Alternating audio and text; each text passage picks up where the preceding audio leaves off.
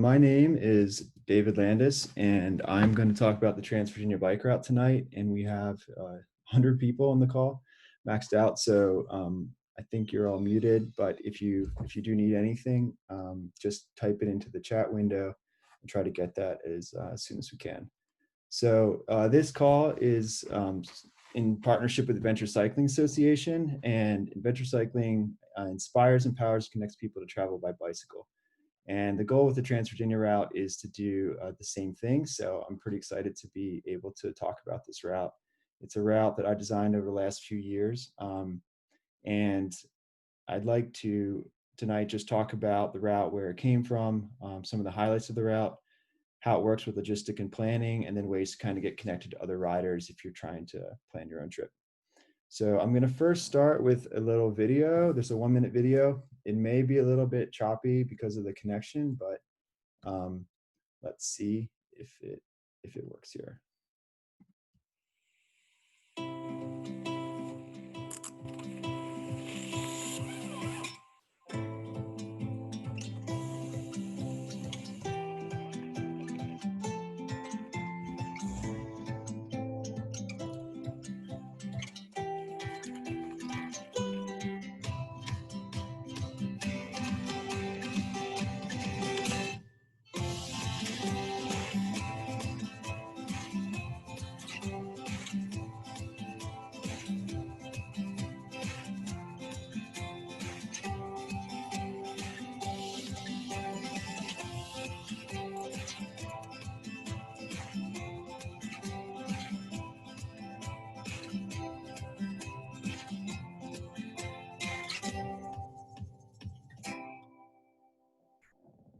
All right, I guess you were able to see that. Hope. Oops. Okay, starting again. All right, so what is the TransVirginia Bike Route? This is a 550-mile route that connects Washington, D.C. to Damascus, Virginia, crosses the state.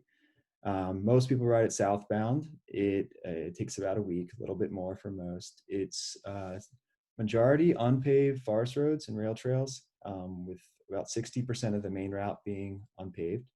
And it's a great opportunity to really explore Virginia's backcountry by bike and see the local communities across the state. And you get to see a variety of different places, both natural and places that people live. And there's two different routes. There's the original route, which is 540 miles. It's the tougher of the two route, with about 44,000 feet of climbing. And then this past summer, we added the what I call the Valley route, which is similar distance, but 11,000 feet less climbing and a lot smoother roads. So I'm going to talk more about those routes. The map here is of the main route, but the Valley route is very much the same. It basically parallels and has a bunch of crisscrossing back and forth. So first, just a little bit about me and the story of the route. I live in Harrisonburg, Virginia. That's where I'm broadcasting this from right now. And I put together this route over a couple years. Kind of was a personal project that stemmed from an interest in exploring this area. For me, bike touring, bike travel, and then bike packing has been a big part of my life. My wife and I rode cross country after we got married. That was the second cross country trip I did, and done a number of different tours, but we now have 3 kids. And every year we try to do kind of a multi-day or week-long or 2-week trip with the kids to kind of explore something new. So for me, I started like as a road tour, and I did a lot of backpacking, both here and all over the world, really. And then that kind of transitioned later into bike packing, getting more into unpaved roads, which is where this came from. So yeah, what's the story of this? So I lived out of the country for a while and somehow got involved in designing trails all over the place in the Middle East, Europe, Asia. And I moved back here with my family 5 years ago. I really wanted to re-explore this area. I was born here, I went to college here, but I spent a lot of my time away. And I'd never really gotten to see all these backcountry national forest roads, double track trails. So I've been riding a road touring bike, a long haul trucker, for a number of years. And then I switched to a Surly Troll with some bigger tires, better brakes, and just kind of a little more rugged to go off the beaten path, and just started exploring, rides from my house here. later that next year, I went and biked the Camino in Spain for a project on that bike, trying to explore more on trails. And then the following year, I rode the Great Divide route, also kind of just to explore more what's this unpaved bike packing kind of thing about. And it's, I mean, it's a lot more capable off road. Of course, you're lighter, you're more streamlined, you have less gear that's likely to break and carrying the stuff. So I got pretty excited about it. And I started thinking about like, what would a route in Virginia look like that's kind of like the Great Divide? I mean, there's a lot of routes kind of around, but I tried to think like, how could I use sort of my knowledge of building routes and trails and my experience on these different places, like the Great Divide, like the Camino, and put something together that was more accessible close to home in Virginia. So in late 2017, right after the Divide trip, I decided let's ride from DC to Damascus and kind of, map out a route and see what it could look like. And so I did a first exploratory trip with a friend. Some things worked, some things didn't. Came back, talked to a lot of different riders across the state from different local bike organizations and tried to get ideas. And then over a period of, months to years, kind of systematically went through and tried routes, checked them off the list, and eventually came to the route that we have today.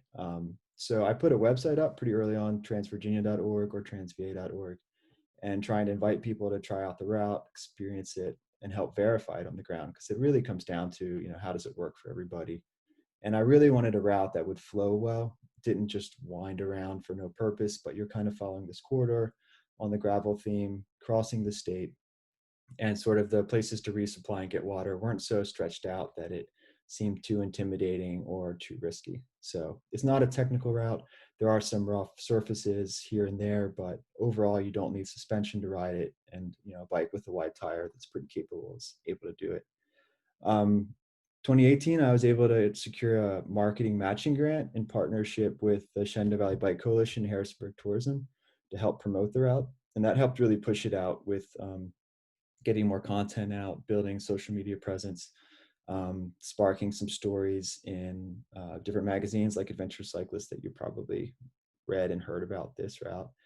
And then this past year also added the second route, the Valley route, this parallel route that's a bit more approachable, as people were looking for something even more introductory. So what are some of the highlights of this route? We now have like really hundreds of people riding it a year, which is super exciting. And I mean, first, I just would like to kind of paint a picture. You'll see all these images from the routes. They're from both. A lot of the routes overlap, the Valley route and the 550. Like this image was shot at the same time as the cover of the magazine.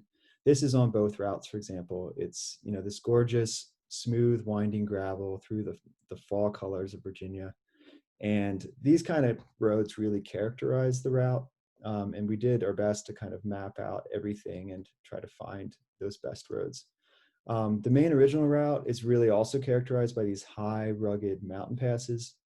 This photo is from Reddish Knob. It's actually in the parking lot at the top. But a lot of people ride the paved road to get up to this high point in Northern Virginia. It's about 4,300 feet. And you can look and see the Blue Ridge to the east and into West Virginia to the west. It's right on the state line. And a lot of the route really follows the state line between Virginia and West Virginia, making your way kind of southwest. So also characterized by the valley route more is these smooth dirt and gravel roads down in the valleys that kind of run parallel to the mountain ridges. And these are a lot of fun too. They're not flat necessarily. They're a bit of up and down as well, but these are really kind of gravel. When people think about gravel bikes, this is more the kind of roads they're thinking about. I mean, Virginia and West Virginia are blessed with tons and tons of national forest areas and state parks. I mean, we have millions of acres of national forest kind of along the route, the George Washington National Forest, and Jefferson, and a variety of state parks that kind of connect the state. This road is on both of the routes. It's north of Harrisonburg near the Wolf Gap. Good gravel. I mean, you could do it on a pretty narrow tire as well. And it gets you up into the mountains, into these public places that then are kind of adjacent to the campgrounds the National Forest hosts as well. So Regular services, I think, is a big defining feature of the route. With regular resupply, most stores are no more than 30, 40 miles between. The longest stretch is about 70, and there's many places to camp very frequently, both primitive sites, campgrounds, state parks, cabins, hotels, all of these sorts of things. For a lot of people, country stores are also a major highlight.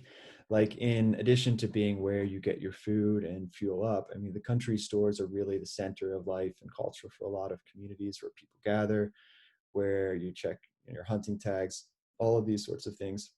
And this store is in Stokesville, which has become a famous mountain biking hub, and the Stokesville campground's nearby. And a lot of the business in the store is from cyclists, and they really kind of keep this place going. And even recently this summer, the Stokesville campground offered a $5 bike packer rate for people that come in to camp without bringing a car.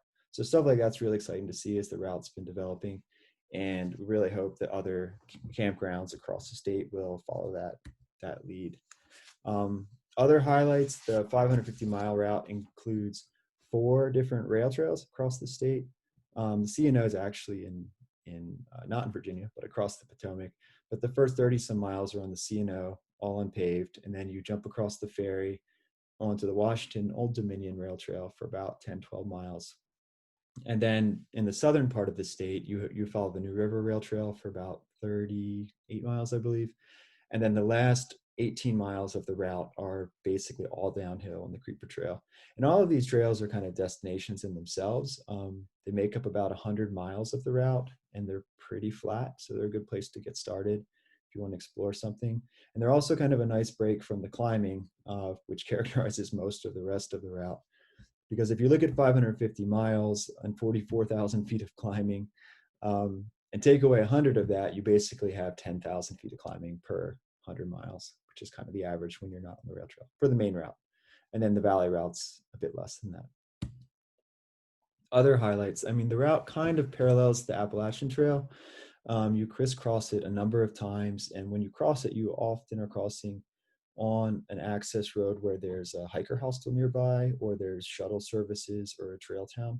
So it's kind of cool to have the interaction between bike packers, bike tours, and AT hikers, and kind of share stories, meet up. And it also gives the towns and the local businesses that have those accommodations more people to kind of keep them going during tough times. Another highlight: connecting Washington, D.C. to Damascus, you pass through all these really different types of communities across Virginia: the urban, the rural, more wealthy in the north, and less so in the south and in the middle. So it's a pretty interesting experience to also see different parts of Virginia. So, and then people get a chance to meet each other, interact, share stories, and I think that's always a positive thing. Other highlights with the route: it was really built a lot upon the knowledge of the local bike community. And as we were putting it together, there's a lot of people emailed, involved, asked Forest Service rangers, you know, questioned about where's the best route, what's not doable, and then of course all verified on the ground. So the process of mapping that was a really fun experiment in getting to know different people who like to explore Virginia by bike and build upon their knowledge, and then get together and actually ride bikes. And it's also just a challenge. I mean, I don't want to say it's so accessible, it's really approachable, but it is a challenge, mostly because of the climbing. So it's probably not the first bike packing trip you want to attempt, but it is one to put on your list and really work up to.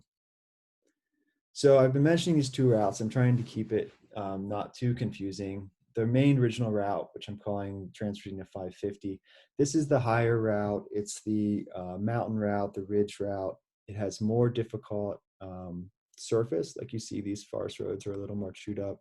This is a double track road that this time of year is not too grown over. Sometimes a year those nettles get pretty high in the middle in the summer, but the original route was meant to be a little more rugged. It gets up higher. It goes on places that sometimes cars can't access, like this double track is gated except for hunter access. And It's 44,000 feet of climbing. It's a route that's much more wild and remote, less cell signal, but it's also more beautiful, in my opinion. Not that the other one isn't, but it is up higher with some great views.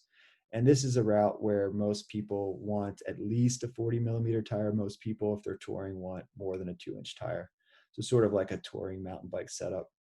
And bike packing bags are better for this, just because of the rugged terrain and the climbing. So staying lighter is pretty important.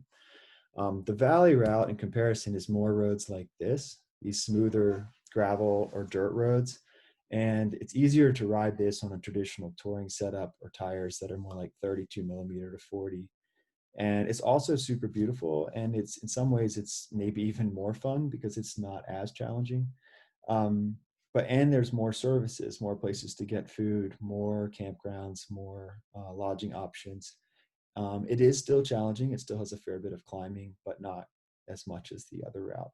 And you can kind of start on one, jump to the other. So if you want to try the more challenging one, but you're like, oh, I don't want to do that, you can jump back down to this and keep going and still get to Damascus. So that was kind of the idea behind this route too.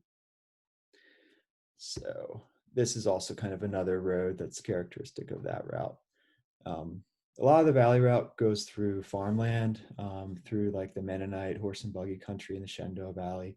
And the main section that's really different is the Shenandoah Valley section for the valley route, where you have about 85 miles where the routes split. Most of the other sections are not that far, more like 10 to 20 miles at the most. Um, and both of those tracks are all up on the website where you can see where they come together and split. So moving into planning and logistics, like what would it take to ride this route? Quite simply, you need a bike that's capable, and a lot of bikes are capable. Either the more mountain bike oriented style with bigger tires, or more of the gravel bike. With one of the routes, with one of these bikes, you can make it work. And definitely a sense of adventure. You're pretty far out there. It is it's not something you want to take without planning and without thinking about it, because you do rely on your own navigation, on your own skills. But at the same time, these aren't really like a single track rocky mountain bike routes. They are routes you can ride on a bike without suspension, and there's a lot of good information here to help plan your trip. And I think you really need a sense of determination to get through it.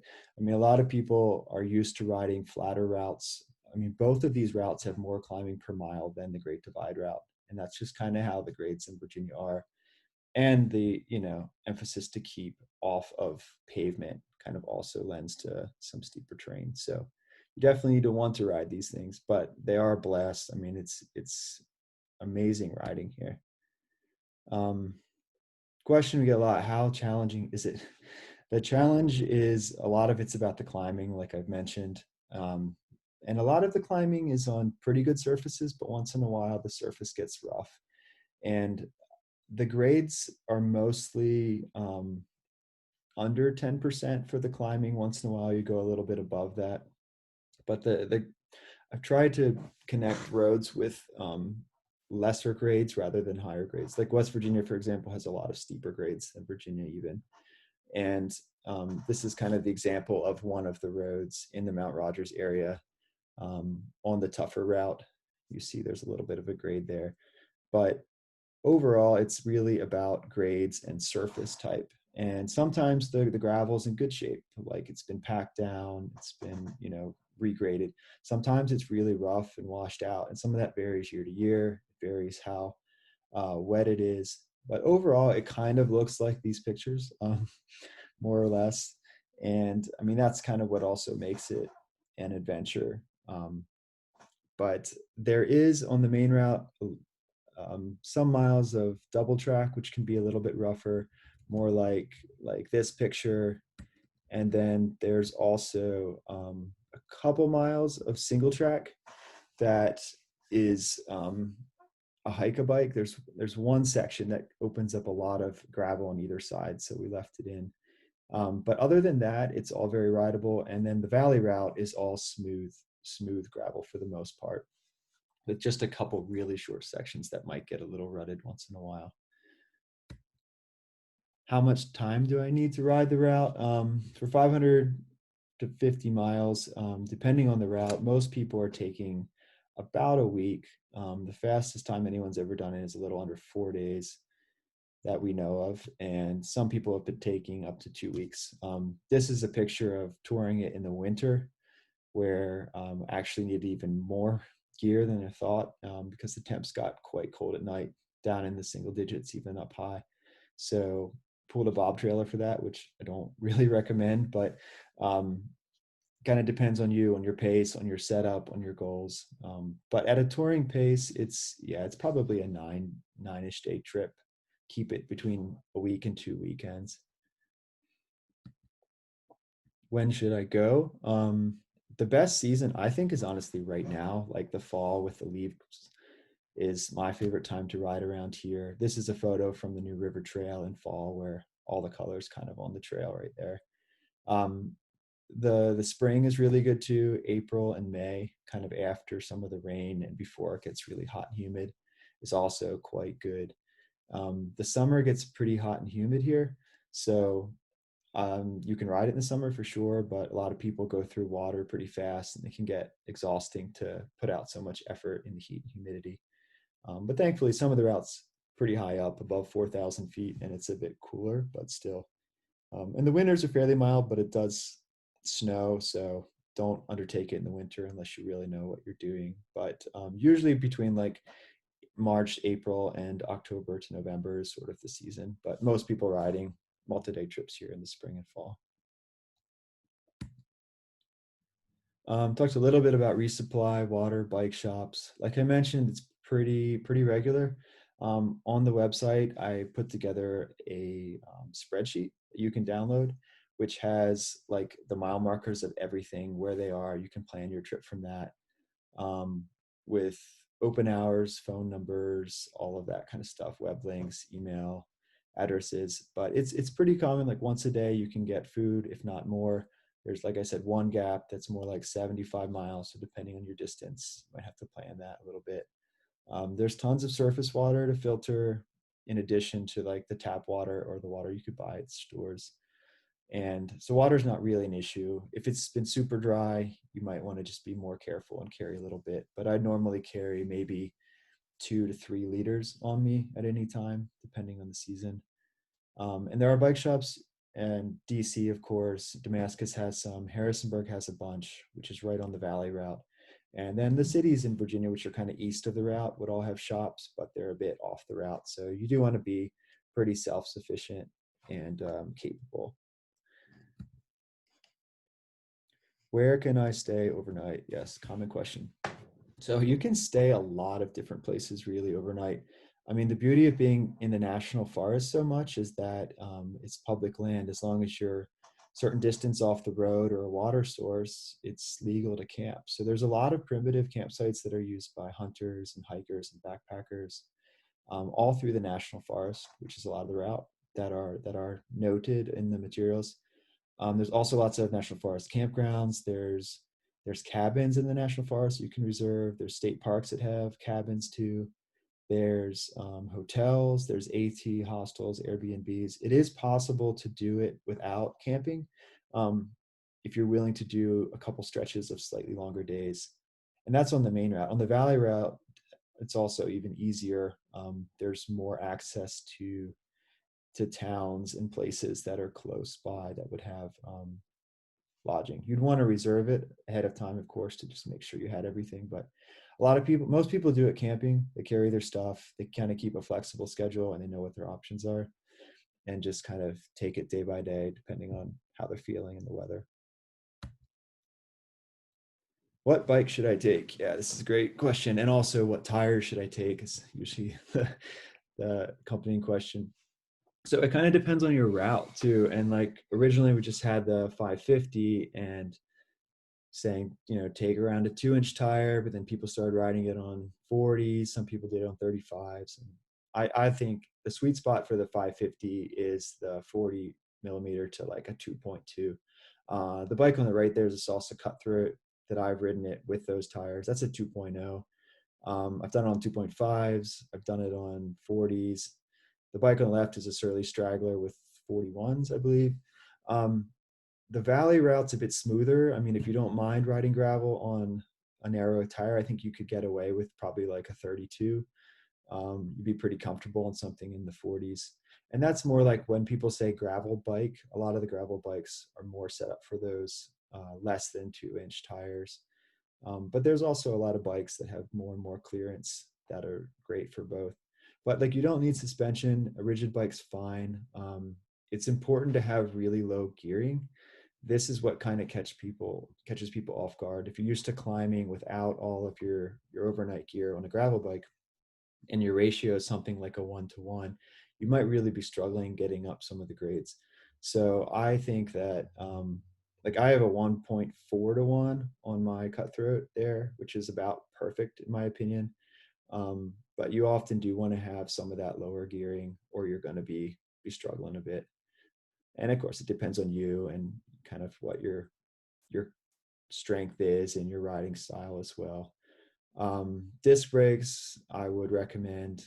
You don't need them, of course, but there's a lot of steep ups and downs. So the better brakes you have, um, the more confident you'll be and the safer you'll be. And how do you want to carry your gear? If you're taking camping gear, you either have like the bike packing setups, which is great for either route. It's a lot lighter. It doesn't have quite as much capacity, but it's better for the climbing. It's better for the rough roads, and you have a bit more freedom with that.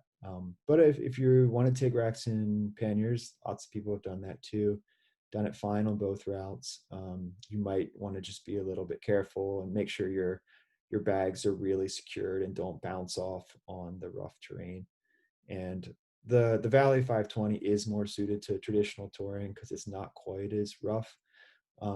But like I said, if you really want to make something work, I think you can make either work.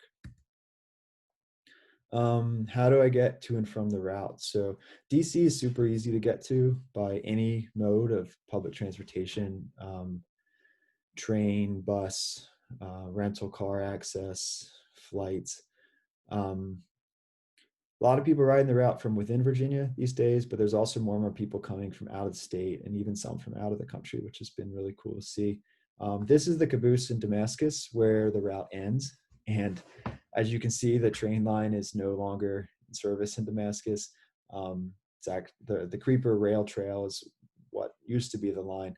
And Damascus is a little bit trickier to get to and from. What a lot of people do is if they're not just getting dropped off or something, they will do a one-way car rental from the town of Abington, which is nearby. It's about, what is it, 15 miles max on the rail trail, on the Creeper Trail in the other direction, which is a nice ride. So often what people will do is get to DC, or if they're coming from the south, leave a car in Damascus, rent a car to DC with their bike, and then ride back back to Damascus. So that's what works the best. Fortunately, a lot of rural communities in Virginia are not connected by public transit, so they're great for riding, getting to by bike, but otherwise it's a little more tricky. And there's an FAQ on the website about some other options too. Planning and logistics. How do you navigate this route? Okay, so it's not a marked route like with signs or way markings or anything along the route. It does follow a lot of forest roads, state roads, which have signs and names, but most people are taking the GPX from the website, putting on a Garmin, a Wahoo, in an iPhone or Android app like Ride with GPS or Gaia, and following that track. And that's been pretty successful for almost everyone. Some people like to take paper maps too. There's great paper maps by National Geographic. The Trails Illustrated series covers the whole route. That has all the campgrounds and stuff. And some people have like highlighted the route in yellow on that and made notes, and that works too. But it's not too tricky. There's not a lot of like, finding your way through thick brush or anything like that. It's using mostly roads and paths that are accessible by vehicles, but not used often by vehicles. And like I said, all those files are on the website, and been working on a guidebook too, but it's of course takes a while to get guidebooks together. So hoping that's out in the coming months. But the website has tons of info on this. Also, those resupply lists have mile markers, so you can kind of know, like, I'm at this mile, it's this many miles to the next store or the next campground, the next water site, or some of those sorts of things. So that's navigation. There's a question we got on Facebook. How do I get started? What's the easier sections on to ride? And so, like, what I would mention first is, like, the rail trails are great to get started. Like the C&O Canal and the Gap are a great first bike packing trip. And like I said, a lot of questions. Like, I've done the C&O Gap and I want to do this TransVirginia thing. Like, what's the next step? And that's kind of why I put together the Valley Route, not just recommending people go onto the 550. So the DC to Harrisonburg is this northern 200 miles of the Valley Route. And it's the easiest part of the Valley Route. It's over 50% paved. It uses the C&O, the W&OD rail trails, and it gets progressively hillier towards Harrisonburg, where you reach the National Forest just north of that, and it comes through the farmland. So if you want to get started, I would first try to ride a rail trail for a couple days, test out your gear, see what works, see what doesn't work. And then I would maybe try to start in DC and go to Harrisonburg, or ride, like, if you're in the southern, closer to the southern end of the route, do the New River Trail. If you do the whole thing, it's about 50 miles, and just kind of build up from there. But the full 550 is a tough route. Like, it's physically challenging. It's a lot of climbing, and you're out there. We got some questions in from the chat about cell phone and data coverage. Some good questions. On the two routes, the Valley Route has pretty good coverage, honestly. It depends, of course, on your carrier. Verizon's usually the best. T-Mobile's okay. That's what I use. Sometimes when you get behind a ridge, depending where a tower is, you won't have it. And there are some kind of black zones where you're not going to really get coverage for a chunk of a day or more. The 550 route is even more remote, less coverage, but it also goes up high on these ridges. So you'll often get some coverage at the top of a climb, perhaps even more than you will, like, behind the valley. That's, the ridge is blocking the tower. So it's not too bad, but a lot of people who bike pack and ride a lot here in the National Forest will take, like, a Garmin InReach, which is a lot of peace of mind,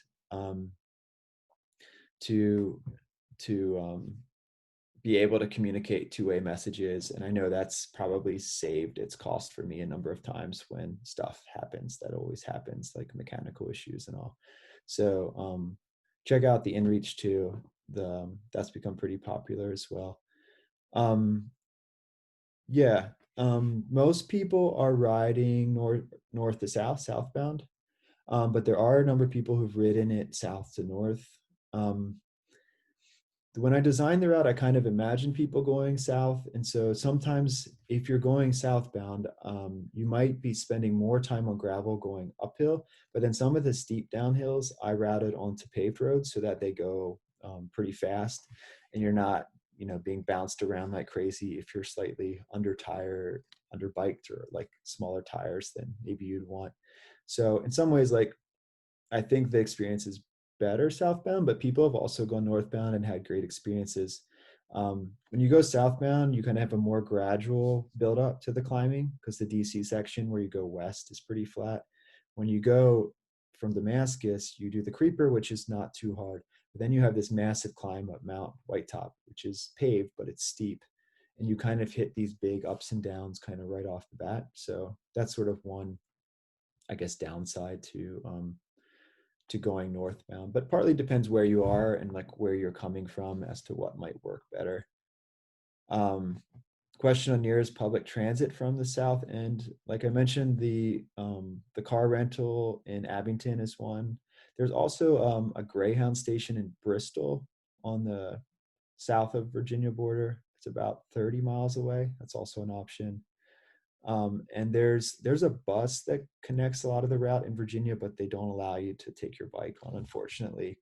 So maybe at some point in the future that could be changed.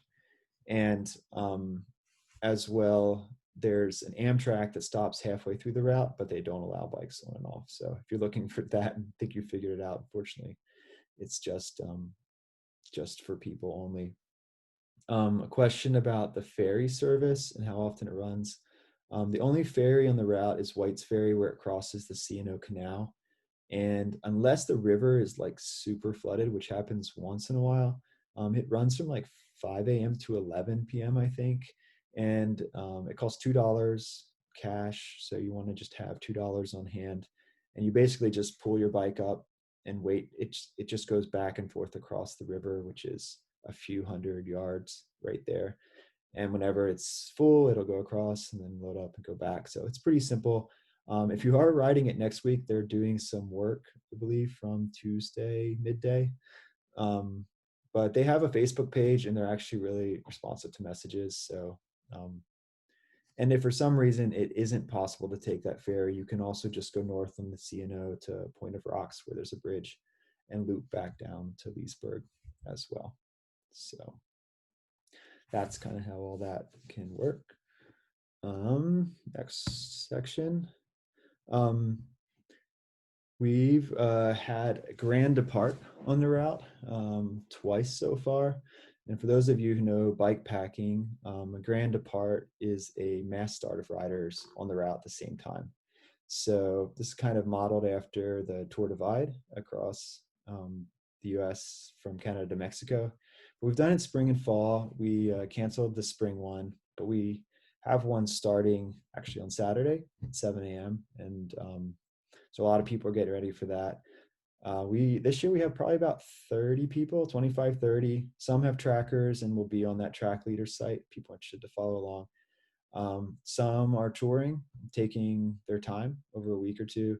Some people are racing, trying to beat the fastest time, which is a little under 4 days at the moment. So it'll be interesting to see what happens. We actually have a hurricane system coming up the coast right now and expecting a fair bit of rain a day or two into that ride. But it's great. Like the route's really growing. We have a lot of people that are interested in riding and having the experience. So I think it's just going to keep growing. It's like there are a lot of bike packing routes around, but this route's really taken off. I think the concept of riding across the state and just sort of the accessibility of services and it being like physically challenging, but not super technically challenging, has been really attractive to people who want to take on the challenge. And even this year with adding the Valley route, a lot of people are building it into like East Coast tours. So they're riding like, oh, I came from Maine. I jumped on the TransVirginia Valley route to Damascus. Now I'm heading south. So it's been fun to see people on social media kind of jumping on the route and it growing like that. Okay. So how can you get connected to all of this? Facebook has kind of been the organizing space, Facebook groups. There's a group called the TransVA Riders, which is mostly people who are planning to do a trip on the TransVirginia route, one of the routes, or people who have ridden it before and are happy to kind of offer advice. There's also a lot of people in that group who live along the route and are good sources of like trail conditions, service conditions, if there's road closures. So that's been a super active group recently. A lot of people there are, the people riding the Grand Depart are pretty active asking questions, and it's been a good source of information. So if you're interested in riding the TransVirginia route specifically, jump on that group. The link's here. It's also in the chat window. And there's also a more general group called the Bikepacking Virginia, which is even a bigger group that's been growing really fast. I initiated that like a year ago, maybe, and it's become just really good place for all things bikepacking in Virginia. So another great community space, but more general for the state. We have a question about how does this compare to the Allegheny Mountains Loop? That's a good question. So the Allegheny Mountains Loop was developed by Adventure Cycling originally, and then there's kind of been a more gravelized version of it for a bikepacking race that happens twice a year, which is also actually happening this Saturday, which starts in Blacksburg, Virginia, goes north into West Virginia, follows the Greenbrier River Rail Trail, and loops back down to Blacksburg. So in terms of like riding surface and climbing, it's actually pretty similar. Um, I've ridden the AML event a couple times and unfortunately got injured and wasn't able to finish both times. But there are sections that are kind of rough on that route that are comparable to the rougher TransVirginia route. I would say the Valley route is easier than the AML, the bikepacking route. I haven't looked at the original AML route for a while, but there's a lot of similarities in the kind of roads that you ride and the kind of climbing that you do. But yeah, that's a good question. Okay. Additional resources here. Venture Cycling has been generous to offer people on this call a free membership link. So if anyone's interested in getting the magazine and doing a free trial membership, you can use that link there. And that's also in the chat window. And they also have an e-newsletter that you can subscribe to. So there's the link there as well if you want to jump onto that. Other TransVirginia specific resources, the Facebook page is listed there. That's kind of more the like official page of the route. And the Instagram page also, it's pretty active. Those have both been growing. So if you want to stay in touch about what's happening with the route and follow along, definitely follow those pages. And if you haven't yet, check out transvirginia.org. There's tons of planning information there about the different routes. You can overlay them on the maps, download the resupply sheets, see all kinds of pictures of what it looks like more than this presentation. And also, get connected to all these other things that we've talked about. So yes, this presentation will be available for download. It's been on Facebook Live, so that should just stay up there. And it's also, I will figure out a way to, I think, upload it to YouTube too. And Adventure Cycling would like to have a permanent link to it as well as a resource. So yeah, I'd love to see you guys all out there on the route. Be happy to answer any questions that people might have. Let me pull up my chat window here.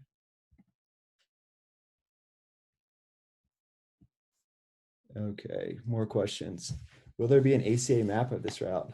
That's a good question. Not that I know of.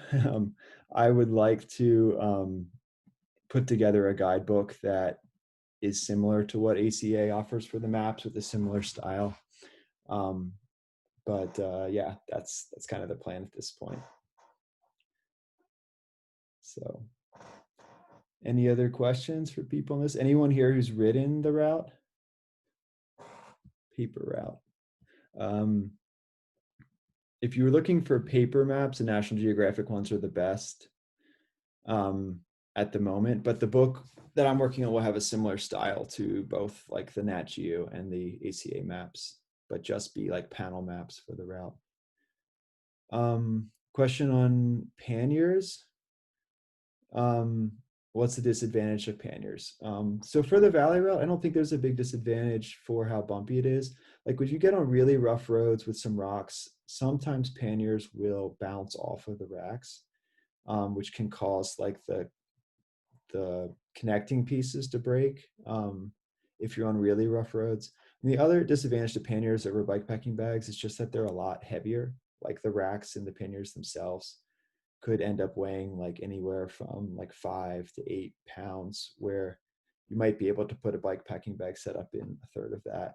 So that's why people have sort of moved towards bikepacking bags for more rugged routes that have a lot of climbing. So the weight matters too. But I'm not saying you can't make it work, but you just might ride a little more conservatively and a little slower. The Nat Geo maps, if you go to the website, there's the FAQ page. It has links to all the specific map numbers that make up the whole route. There's, I think, 4 or 5 to cover the length of the route. The question about fall colors. Last year, it was like every year is a little bit different. The peak's kind of coming a little earlier this year, pretty soon, the next couple of weeks in October. Sometimes there's color in November. I mean, what's interesting because the route, like the lowest elevation you'll be at is under 1,000 feet, and the highest is like above 4,500 feet. So it kind of depends how high you are as to when the colors are. So like right now, it's starting to change above 4,000 that I saw last weekend, but down the valley, it's not changing very much. So probably by mid October is a pretty good time to count on the leaves, but sometimes it'll peak like end of October. Sometimes it'll be early October. Um, yeah, so that's kind of the leaf question. How cold is it in November? It depends again how high you are. It can be 10, 12 degrees colder up on the ridge. We can get snow in October, in November up high. I'd be, watch your weather carefully, but be prepared to have cold weather gear if you're going out in November for sure. And sometimes in November, though, we have really mild weeks and, it's like in the 40s at night down the valley at the coldest. So I mean, I've been out bike packing almost every month of the year in Virginia, and it's all doable, but you just have to plan well with the right gear. Other questions?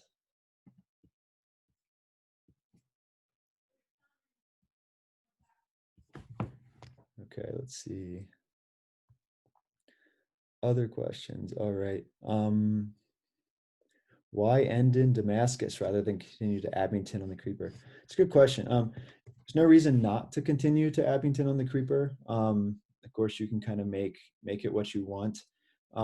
Damascus is kind of like Trail Town, USA. The AT crosses there. The Transamerica route goes through there. I think there's like 5 or 6 different trails that actually converge and cross in Damascus. So that was kind of the reason with Damascus as a destination. There's lots of services for hikers and bikers.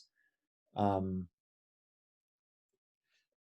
but yeah, the DC to Damascus also has kind of a nice ring, and it's easier for people to remember. So, but a lot of people may continue on to Abington, like to get transportation, and it's a really nice section to ride from Damascus to Abington too. So, no reason really not to do it.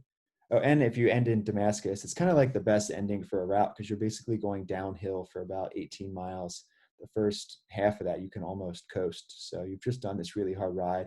It's kind of a party parade all the way down to Damascus. Um, Additional questions. Speaking of rain, any parts that are prone to washing out? There's no real serious like stream crossings or river crossings on the route. There's some creeks that can get a little bit higher, but nothing that really would get like above your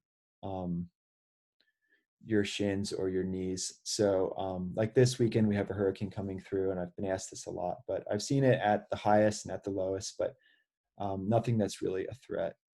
Um, Someone noted it is important to note that bikes are not permitted on the Appalachian Trail. Yeah, 100%. It's bikes are not on the AT. My point was more that you cross trailheads that AT hikers would as well, and kind of crisscross each other, and can use some of the same services. Um, you do not need permits to camp in the national forest as long as you obey the regulations and rules. Campgrounds will require fees and sometimes reservations, but most of them have walk-in sites if there's space. So usually you figure out how to fit a bike in somewhere. Any trouble with bears? Never had trouble, but there are a lot of bears. Like there's a lot of bears around here. I always hang my food. I usually take some cord and tie like my bike packing saddlebag or a pannier, toss it over a branch, just like I would if I'm backpacking. Um, Never heard of a cyclist having trouble with bears, but people do see them regularly. And there's a lot of bear hunting also in the area. A lot of people hunt bears with dogs. So you'll see that as well, probably if you're here in the fall. Um, Question, I have a surly long haul trucker. Is this acceptable to do the route? Yeah, why not? I would max out the tire size. If you have the 700C version, it's a bit better too. I've ridden a 26-inch trucker on some of the roughest roads with like 2-inch tires. It's not what I would probably choose, but it's fine. You might just have to be careful and make sure your brakes are dialed in with the rim brakes. But yeah, and I mean, again, like the valley route, like think surfaces like gravel rail trails with just more climbing. So that's totally fine on a trucker. Some of the sections of the 550 would be a little bit rough, but should be fine. I mean, just, be smart and be careful. If hunting season, do we need to wear orange every day? It's always good to wear bright colors. I mean, you're not in like on the trails, like you're on dirt roads where vehicles go. So that is also, in favor of your safety with hunting. But um, I generally like to wear bright colors if it's hunting season, just to be seen. I like to wear bright colors if I'm on the road as well, just to be seen. So there's no requirement, but it's always kind of a good idea. What's the best way to meet up with other riders planning to ride? Um, I think the social media groups, like I mentioned, the Facebook groups are probably the best. Um, both the TransVA riders and Bikepacking Virginia groups are super active. So yeah, I would definitely join there if you're wanting to go. And people are also posting like other shorter routes, like, hey, I want to do these like 3 days of the TransVirginia or this loop here this weekend. Does anyone want to join? And so like that's been pretty cool to see. Just random people from different areas kind of meeting up and going on an adventure, and kind of been a platform to catalyze that. So yeah, that's probably what I would recommend for trying to meet people, or look at one of the grand depart dates. Probably you'll find someone on your schedule, and that's a good way to kind of group together. But if you do, if you do go out by yourself, make sure you're confident in what you need to do to navigate, how you need to take care of all the risks and all. AML is Allegheny Mountain Loop, which is a loop that goes north from Blacksburg, Virginia and back. There's also maps and stuff on Venture Cycling. So yeah. Any other questions we can answer here for the group?